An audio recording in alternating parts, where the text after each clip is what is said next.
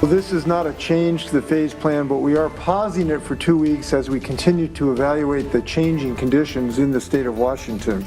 Governor Jay Inslee announcing that 2-week pause in his reopening plan today, meaning Spokane County will stay in phase 3 for now. Also tonight, we are looking into what this all means for Ferry County as they were just moved back to phase 2 last week. Everything they need to do to get back on track after a super spreader event in Republic. And we are tracking temperatures soaring into the 70s. I'll have that and the rest of your forecast next. Well, after much anticipation, Spokane County will be staying in phase 3. Today, Governor Jay Inslee announced a 2-week pause in the reopening.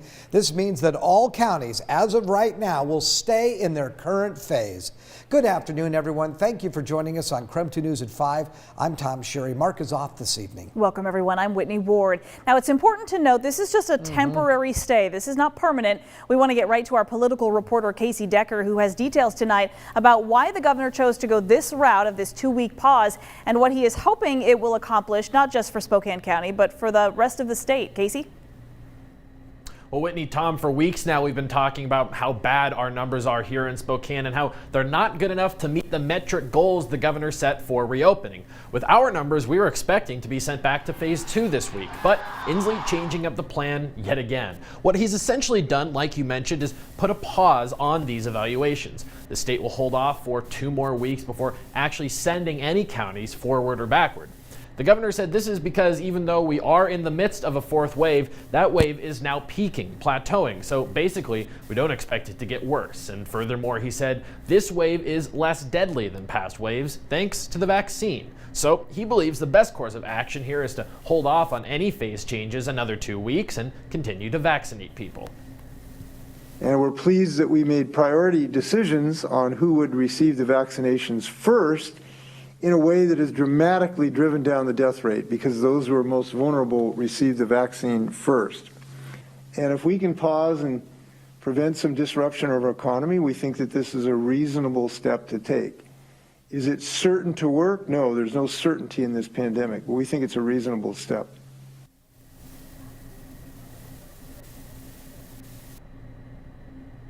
Spokane's health officer, Dr. Frank Velasquez, said he appreciates Inslee's decision. He says the 2 weeks will give Spokane time to distribute more vaccine, to double down on compliance with other protocols, and to get a better sense of where we're actually trending.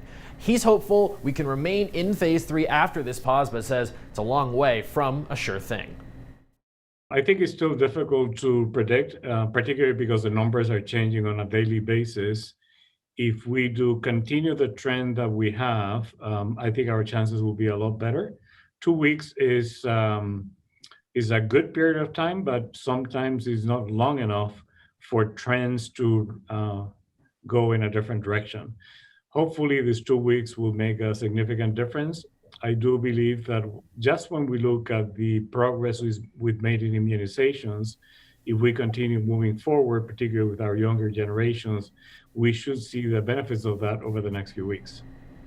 Now, Inslee also reiterated today that local health officers still, of course, have the power to implement their own restrictions or move their own jurisdictions back in phases. We've seen that just recently in Ferry County. But Dr. Velasquez says he's not considering doing that here in Spokane right now. He did tell me that he would consider more restrictions if the region's healthcare system became overwhelmed and that he's monitoring that data closely. But again, for now, bottom line here, Spokane dodging a bullet, remaining in phase 3 for at least 2 more weeks. Whitney, Tom? Well, today we spoke with Spokane Mayor Nadine Woodward, who was pleased to hear that Spokane County will be able to stay in phase 3, at least for the time being. Our eligibility had broadened just a little more than 2 weeks ago. That's really not enough time to make the kind of difference that we need to make in the community.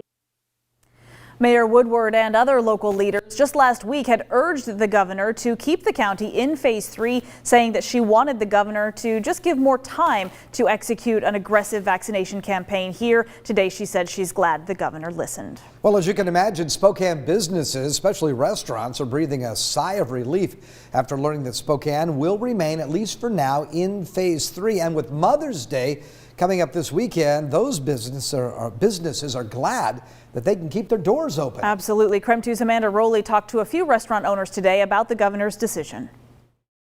This is the line of the people that have shown up. On Mother's Day last year, Chaps Diner and Bakery launched a curbside oatmeal service. During the shutdown, Chaps did not offer takeout or curbside services and exhausted nearly all of its resources just trying to stay afloat. Owner Celeste Shaw was not sure if they would be able to reopen, but that day, she opened her doors to a line of customers stretching out to the highway. It was such an amazing day.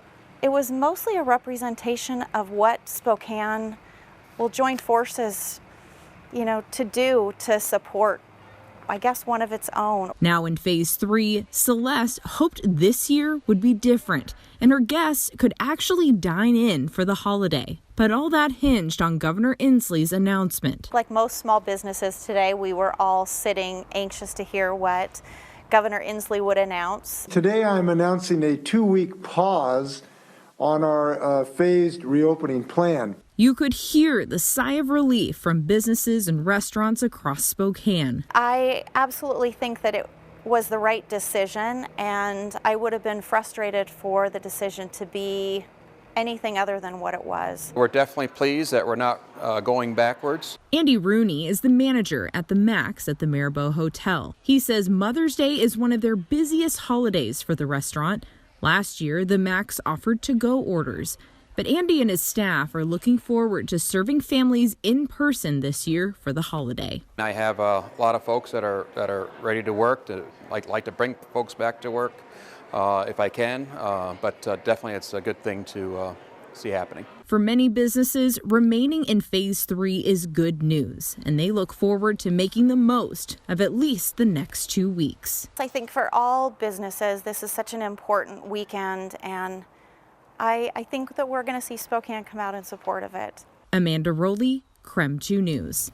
And also today, the president and CEO of the Washington Hospitality Association praised the governor's decision. Anthony Antone released a statement saying, in part, "We appreciate that the governor announced a pause on further rollbacks, which recognizes the sacrifices we have all made to keep each other safe." He said, "We are eager to move beyond a rollback-only approach and create a real path forward." If you'd like to read his full statement, you can do that. We've posted it on KREM.com.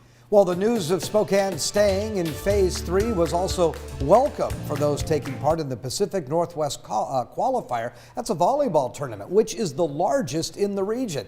Well, it had to be canceled last year due to the pandemic. Yes, but this year organizers say they're moving forward, and they've even asked Governor Inslee to allow play to continue even if we do roll back a phase. So our own Ian Smay is live tonight at the Spokane Convention Center with more on how those organizers are hoping to enhance safety at this year's tournament. Ian? Yeah, guys, it was definitely a relief for the organizers of the Pacific Northwest qualifier to hear that Spokane will be staying in phase 3 for the time being. The first week of play is scheduled for next weekend, which means we will be in phase 3 at that time. But before the announcement earlier today, Spokane's interim health officer, Dr. Francisco Velasquez, sent a letter to Governor Inslee's office and the State Department of Health asking them to allow play to continue even in the case of a rollback. That request came with a proposal to implement a testing requirement for attendees. For now, though, they are just happy the tournament is going on as planned. We are very excited that we're staying in phase 3. That's a great thing for us. That's a great thing for the community, a great thing for kids. So we were ecstatic, and phones were going crazy as well as emails. Stark also told us that they decided to implement a rule stating that people must show a negative COVID test from within a week before the tournament to attend. They can also just show proof of full vaccination. Velasquez also said their request is being reviewed by the state and could be used for other sporting events. One more thing to note is that with the pause only being 2 weeks long, the second weekend of the tournament would fall outside of that window. Now, earlier today, I asked the State Department of Health if rollbacks will begin immediately after the end of the 2-week pause, or if there would be a 1-week gap like there currently is. They told me that that has not yet been decided. Reporting from the Spokane Convention Center, Ian Smay, KREM 2 News. Ian, thanks for the update. Safeway and Albertsons pharmacies all across the inland Northwest are now welcoming walk-in COVID-19 vaccination patients. The pharmacies are currently offering the Pfizer, Moderna, and J&J vaccines. So people only need their second dose. They can contact the pharmacy directly and they can help schedule an appointment at a pharmacy with the same vaccine as their first dose. The pharmacies are also still offering the online booking option. Walmart also announced today they too will be offering walk-up vaccines all across the state. You can also schedule an appointment on their website. All right, let's take a quick pause from those headlines and talk to Tom about what's turning out to be a really beautiful day. And I overheard you saying that we're kind of headed in the right direction. We sure are. If you like temperatures in the 70s, that's where we're headed. We'll look for temps to climb into the 70s both on Thursday and Friday. We'll look for some thunderstorms developing, though, Thursday night into Friday. Much cooler weather expected for Friday and through the weekend, like an 18-degree drop from Thursday to Friday's high temperature. So here's a look right now at the current radar, and as you can see, we've got a few isolated showers along the panhandle of Idaho up along the Canadian border. We'll look for, right now we're at 66 degrees, and wind is out of the west at 14 miles per hour with those fair weather cumulus clouds you see in the sky. 40 the overnight low. Look for a daytime high tomorrow of 72. We'll look for partly cloudy skies, and then I've got temperatures hitting 60 over the weekend on Saturday and 63 on Sunday. So obviously much cooler and windier weather on the way. But in the meantime, a couple of very warm days. Whitney?